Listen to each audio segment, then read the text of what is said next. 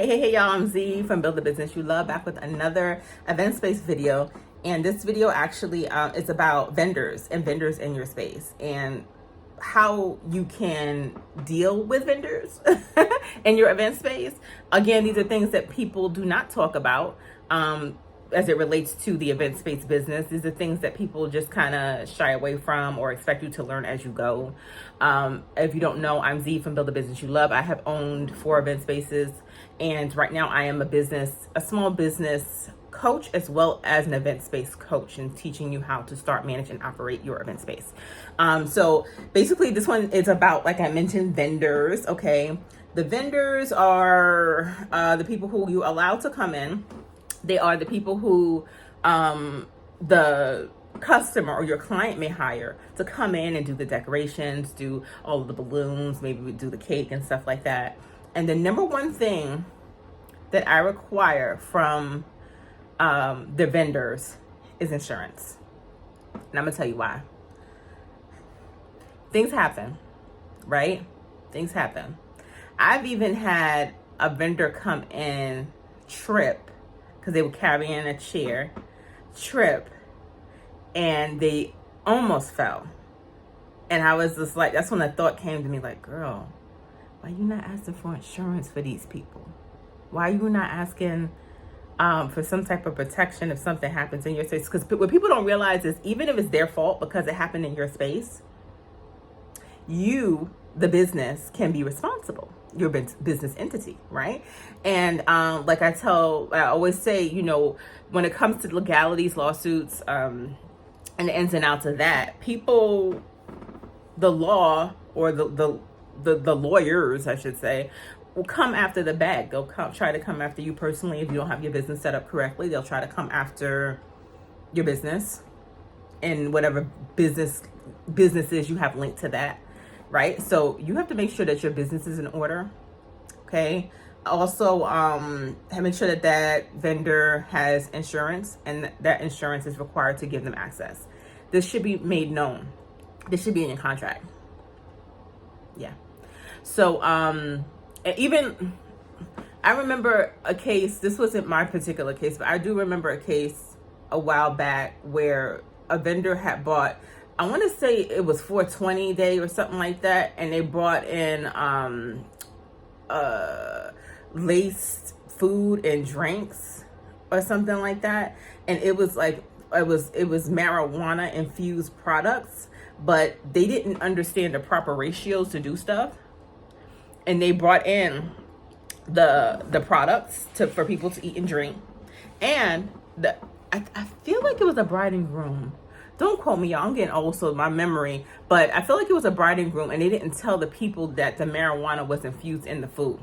A lot of people got sick, had to be sent to the hospital. Guess what? A lot of people sued.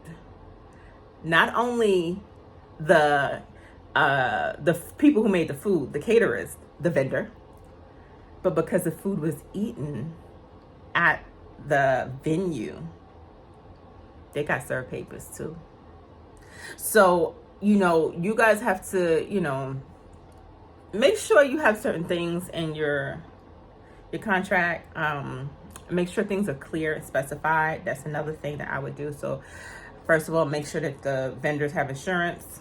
Okay. Make sure you have contracts for the vendors. Okay. Making sure that they have because remember, the vendors have contracts with your customer, not with you. Okay, their loyalty is with your customer. So if the customer signs something on their behalf, they have to indemnify them if something happens. They have to come and speak on their behalf if something happens, right? If that's in their contract, which it should be, because it should be in your contract too. And by the way, this is not any type of legal advice. This is just, you know, my personal opinion on how I ran my business and how you should possibly consider running yours, because things happen. There should be special times that the vendors, because I can't speak today, should be allowed in your space. You can't have vendors in there wanting and requesting to come hours before you even open, hours before the event starts, because they will try that. Oh, can we come in Could we come in 2 hours early? Because our schedule doesn't permit for that. Excuse me? I'm not being paid to come in 2-3 hours early. So everything has to be well communicated. Okay, when it comes to vendors, everything has to be well communicated. You can't just have a client say that they're gonna have a cake coming or a chair coming at 4 o'clock when the event starts at 7, unless it's in the contract and they agreed to it and paid for it if that's what you allow, right? The next one is communication, which is I went over that. Everything has to align, okay? And let's talk about pickup, because sometimes people will have stuff that they have to pick up, like rentals, furniture, and they will think, oh, I could just leave it there. My thing went out. I could just leave it there for the next day or 2 days or 3 days or 5 days or whatever.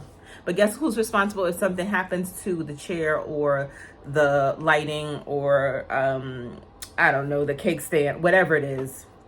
Guess who's responsible for that if something happens?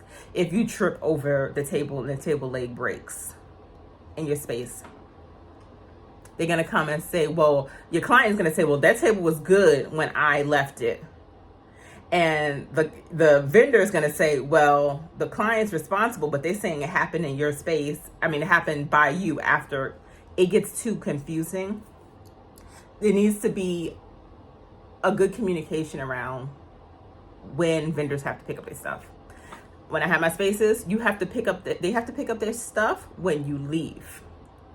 It's no reason why you left, the party's done, I've been paid, and I still have somebody who didn't even pay me. They didn't even pay me. You paid them. They didn't even pay me to still come, and I still have to deal with them. No, you deal with them. I don't have a contract with them. You do.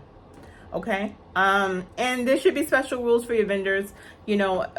Sometimes people have preferred vendors because that helps a lot. They understand the rules. They understand, they're used to working with you. So if you have your preferred vendors, then it makes your life a lot easier. You have those networking relationships. You understand the communication. They understand your communication. They understand your rules. You understand their rules. And it makes it easier, right? But as soon as you start getting randoms, but that's the purpose of the vendor list, right? So that, those special rules, they know what it is. It's not a big deal. They understand what's going on, the ins and outs. Anyway, I'm rambling. I'm Z from Build a Business You Love. I hope you understood the point of this video, and be sure to like and follow and comment if you had any experiences on your own with this situation. And be sure to check out my event space course, because it's good. People are opening up their event spaces, baby, with this course. People are opening up, honey. And I'm proud of it, okay? Be sure to check it out. It teaches you how to start, operate, and manage an event space. I'm Z, and I'm out.